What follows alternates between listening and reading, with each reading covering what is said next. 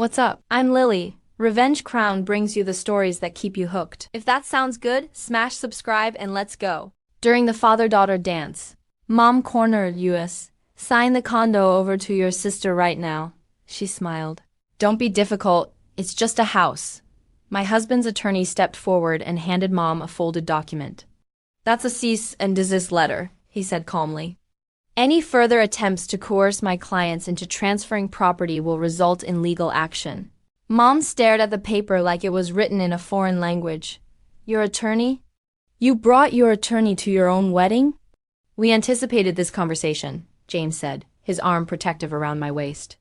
Your daughter mentioned you'd been making comments about the condo for weeks. My sister Brittany appeared beside Mom, champagne glass in hand. This is so typical. Always so dramatic, Claire. The condo is in James and Claire's names, the attorney continued. His name was Michael Torres, and he'd been the Reynolds family lawyer for 15 years.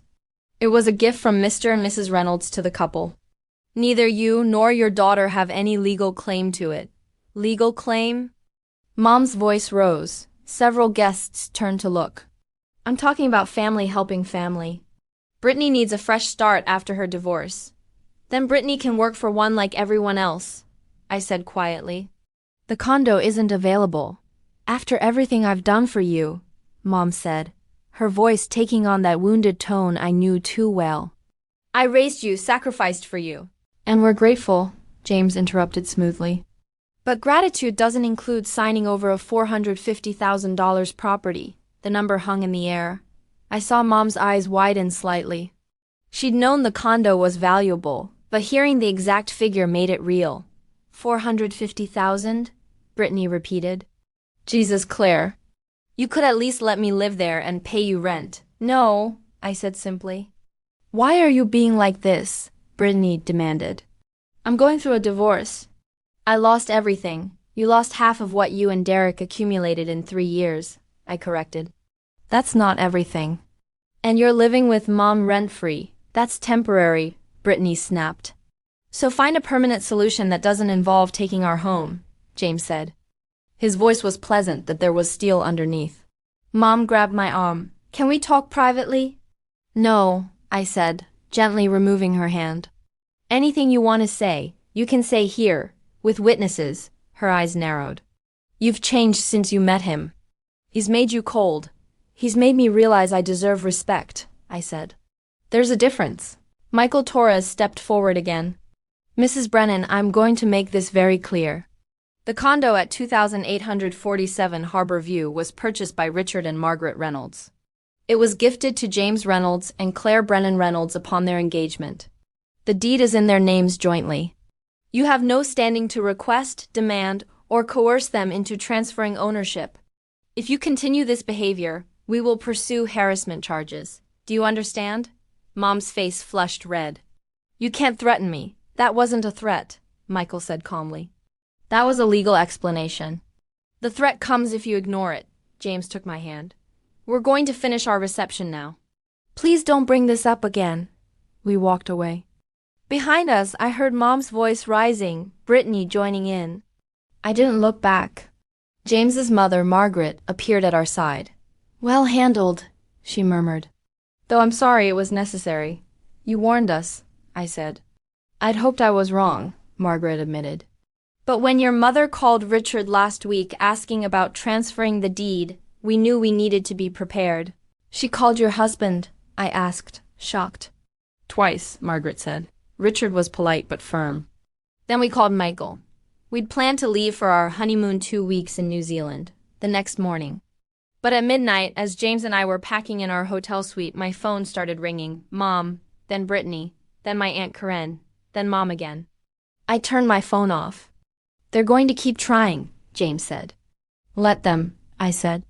We'll be in another hemisphere by tomorrow night. But James pulled out his laptop. Let me show you something first. He opened a folder of emails. All from my mother to his father spanning the past month. Richard, I wanted to discuss the Harbor View property. Claire mentioned that you purchased it for them, which was incredibly generous. However, I'm wondering if we could discuss a more equitable arrangement. Another email dated a week later. Richard, I understand you're busy, but this matter is becoming urgent. Brittany is in a difficult situation and the condo would provide her with stability. Surely you can see the humanitarian value. A third email, dated 3 days before the wedding. Richard, I'm disappointed you haven't responded to my previous messages. Family should support family. I'm sure we can work out an arrangement that benefits everyone. She's been planning this for a month, I said, stunned. At least, James agreed. Dad ignored the emails, but he forwarded them to Michael. We've documented everything. Why didn't you tell me? Because you were stressed enough about the wedding, James said. And because I knew we could handle it. My parents didn't give us that condo to have it taken away the moment you said I do. I leaned against him. My family is insane. Your family has boundary issues, James corrected. There's a difference. And you're not responsible for fixing them. We flew to Auckland the next day. For 2 weeks, we hiked, explored, ate amazing food, and didn't think about condos or sisters or mothers who thought emotional manipulation was a valid negotiation tactic. On our last day in Queenstown, sitting in a cafe overlooking Lake Wakatipu, I turned my phone back on to download photos. 83 messages loaded.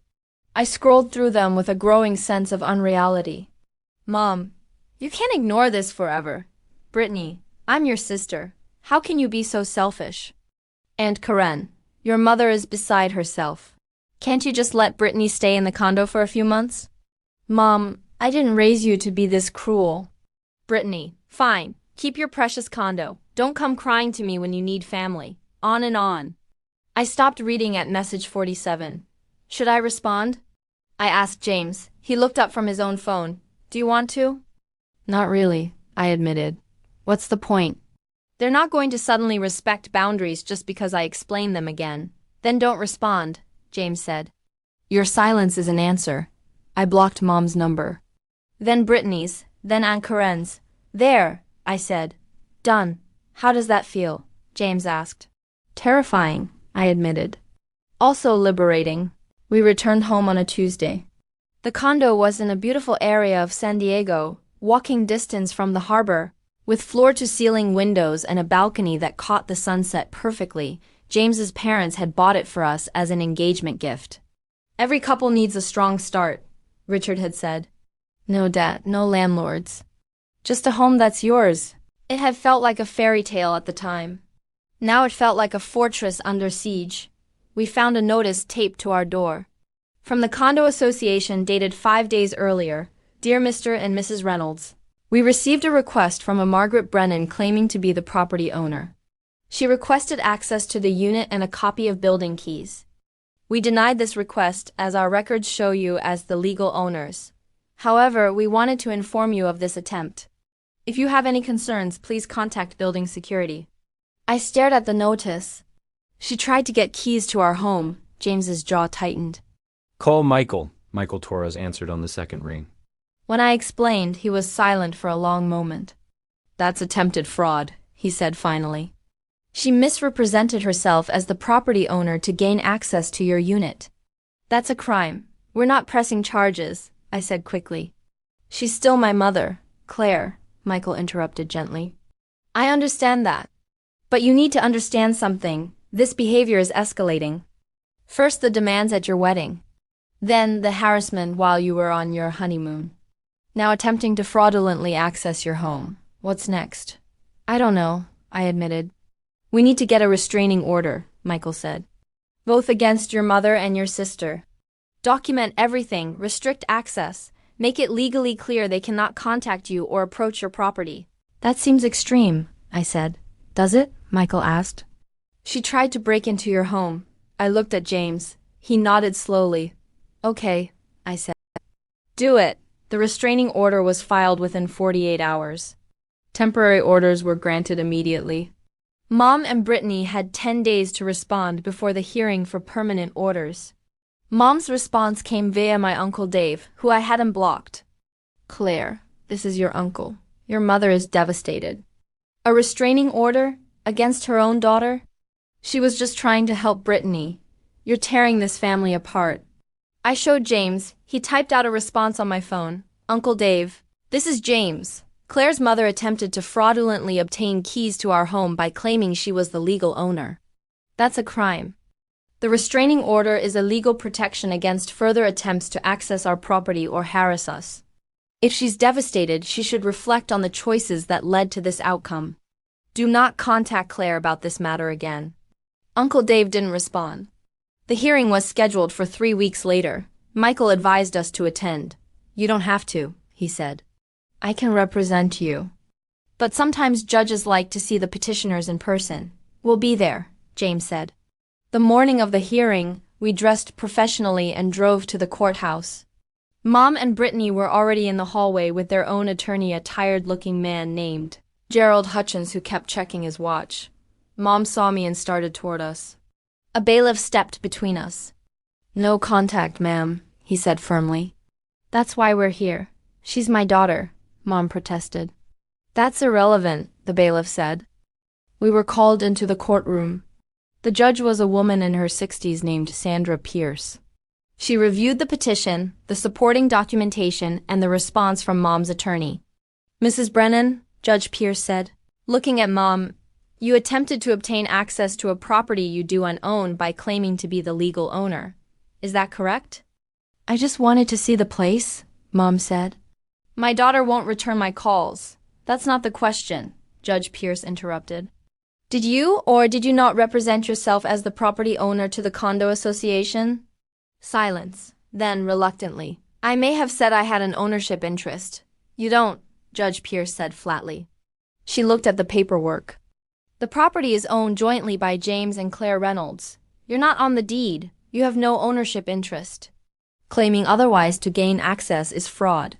Mom's attorney leaned over to whisper to her.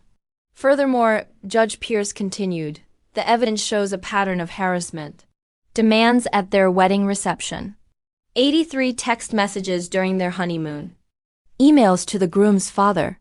This isn't a misunderstanding. This is a deliberate campaign. She looked at me. Mrs. Reynolds, do you want this restraining order made permanent? I stood up. Yes, Your Honor. And you, Mr. Reynolds? James stood beside me. Yes, Your Honor. Judge Pierce signed the order. Permanent restraining order granted.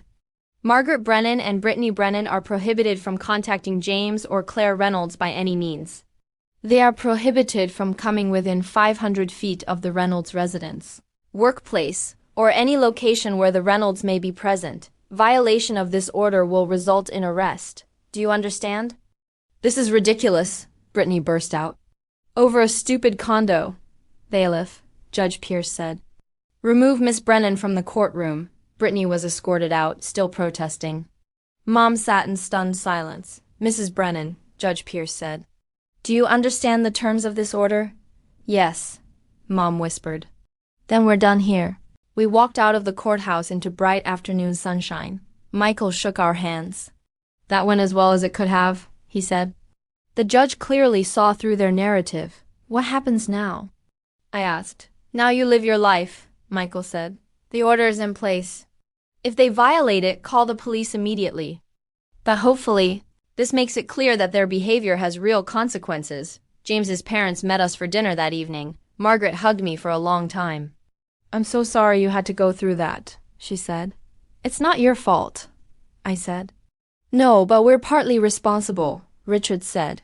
If we hadn't bought you the condo, then Mom would have found something else to fixate on. I interrupted. This isn't about the condo. It's about control. It's about her believing she's entitled to dictate my life. Still, Margaret said, we wanted to give you a gift that would make your life easier. Not more complicated. You did, James assured them. We have a beautiful home. We're building a life. Mom's behavior isn't your responsibility. We ate dinner and talked about other things. Normal things.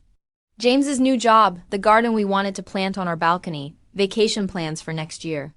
It felt like breathing after being underwater for too long. 3 months passed. The restraining order held. Mom and Brittany stayed away. Then my cousin Sophie called. She was 25, Aunt Corinne's daughter, and had always been neutral in family drama. I wanted to give you a heads up, Sophie said. Brittany's telling everyone you stole the condo from her. What? I asked. She's saying that your in-laws promised the condo to the family. And you manipulated them into putting it in your name, Sophie explained. She's posted about it on Facebook, talked about it at family gatherings. Some people believe her. That's insane, I said. I know, Sophie said, but she's convincing. She frames it like you came from nothing, married rich, and immediately forgot where you came from. What do people say? It's split, Sophie admitted. Some people think she's delusional. Others think there might be some truth to it. Your mom isn't helping, she cries whenever anyone brings up your name. Of course she does, I said. For what it's worth, I don't believe any of it, Sophie said. I just thought you should know what's being said. After we hung up, I told James. Do you want to respond? He asked. How? I said. Post on Facebook defending myself. That just makes me look defensive. The people who matter know the truth, James said. Everyone else can believe what they want. He was right, but it still hurt. 6 months after the wedding, Brittany's divorce was finalized. According to Sophie, she got the house they'd owned jointly, half of Derek's 401k, and 3 years of spousal support. She's not destitute, Sophie told me over coffee. She's just mad that she didn't get the lifestyle she wanted. So she decided she deserved ours instead, I said. Basically, Sophie agreed. Brittany moved into an apartment in Carlsbad. Not as nice as our condo, but perfectly adequate. She got a job as a receptionist at a dental office. Mom helped her with the security deposit. According to family gossip, Mom had given Brittany over $15,000 to get back on her feet. I wondered if Mom had ever given me $15,000 for anything. I already knew the answer. A year after our wedding, James and I hosted Thanksgiving at the condo. We invited his parents, his sister and her family, and Sophie. You sure about this? James asked as we set up the table. Having people over for the first time? I'm sure, I said. This is our home. We should fill it with people we love. The dinner was perfect. Richard carved the turkey. Margaret brought her famous sweet potatoes. Sophie brought wine and stories about her recent promotion. James's sister's kids ran around the condo laughing. No one demanded anything from us. No one made passive-aggressive comments. No one tried to guilt us into giving away what was ours. It was just family. Real family. The kind that celebrates together without strings attached. As we cleaned up, Sophie helped me in the kitchen. This is nice, she said. Your place, I mean. But also just ... She gestured around. The feeling of it. What feeling? Peace, Sophie said. You seem really happy. I am, I said. And I meant it. 18 months after the wedding, Mom violated the restraining order. She showed up at my workplace. I was a marketing coordinator at a tech company downtown. She walked into the lobby and asked the receptionist to see me. The receptionist, following protocol, asked for her name and reason for visiting. I'm her mother, Mom said. This is a family emergency, the receptionist called up to my desk. Claire, there's a Margaret Brennan here to see you. Says she's your mother? My stomach dropped. Call security. Don't let her up. I'm calling the police. I hung up and dialed 911. I need to report a restraining order violation, I said. The operator took my information. Officers are en route. Stay where you are. I went to the lobby with my manager. Mom was arguing with security when I arrived. Claire, she called when she saw me. Finally. We need to talk. You're violating a restraining order, I said. My voice was shaking but clear. The police are on their way. Over what? Wanting to talk to my own daughter? Mom's voice rose. This is insane. You were ordered to stay away from my workplace, I said. You're here. That's a violation. The police arrived 4 minutes later. 2 officers, 1 male, 1 female. They asked for my ID, checked the restraining order in their system, then turned to Mom. Ma'am, you're in violation of a court order, the male officer said. You need to come with us. I'm not going anywhere, Mom said. I just wanted to talk to my daughter. That's not permitted under the restraining order, the female officer said. You have 2 choices, come voluntarily or be arrested for contempt of court. Mom looked at me. You're really doing this? Having your own mother arrested? You're doing this to yourself, I said. You were given boundaries. You chose to ignore them. she left in handcuffs. Mom spent 6 hours in custody before being released on her own recognizance. A court date was set for the following month. James's parents hired Michael Torres to represent us at the hearing. Mom showed up with Gerald Hutchins again, looking exhausted. The judge, a different one this time, Judge Robert Chung, was not sympathetic. Mrs. Brennan, you were issued a permanent restraining order 18 months ago, he said. That order clearly stated you were to have no contact with Claire or James Reynolds and were to stay away from their residence and workplace. Yet you went to Mrs. Reynolds' workplace. Why? I needed to talk to her, Mom said. She won't return my calls.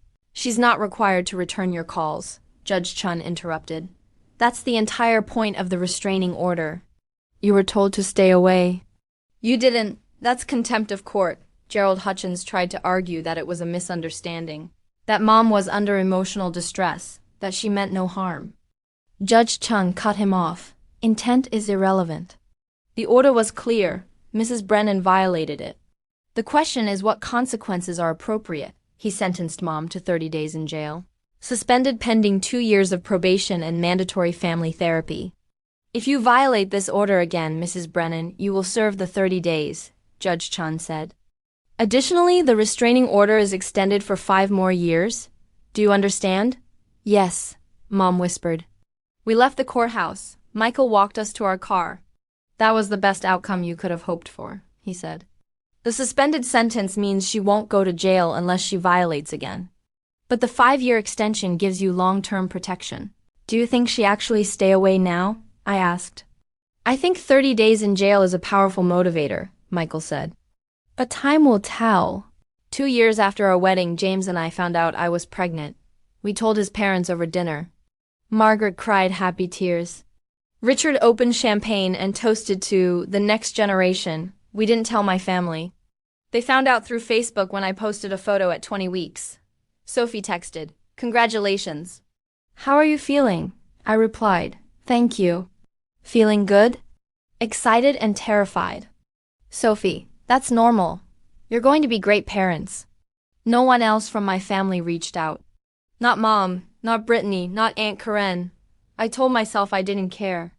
Most days, I believed it. Our daughter was born on a Tuesday in October. We named her Eleanor Margaret Reynolds, after both grandmothers. Richard and Margaret were at the hospital within an hour. They held their granddaughter with tears streaming down their faces. "She's perfect," Margaret whispered. "Just like her mother," James said, squeezing my hand. We went home 3 days later to the condo. The beautiful condo with the harbor view and the sunset balcony. The home James's parents had given us, the home we'd fought to protect. Eleanor slept in her nursery, surrounded by gifts from the Reynolds family and our chosen family, Sophie, my co-workers, James's college friends. "We did it," James said that night as we watched Eleanor sleep. "We built this life." Despite everything. Because of everything, I corrected. We learned who we could trust. We learned to protect what matters. "The condo?" James asked. "Our peace," I said. "The condo is just walls and windows. But the peace, the life we built inside these walls, that's what we really protected." James kissed my forehead. "I love you. I love you too," I said, and I meant it. Not just the words, but everything they represented. The choice to build a life with someone who respected me. The courage to set boundaries even when it cost me family. The wisdom to know that some people would never understand, and that was okay. The condo was beautiful. But the life inside it was priceless.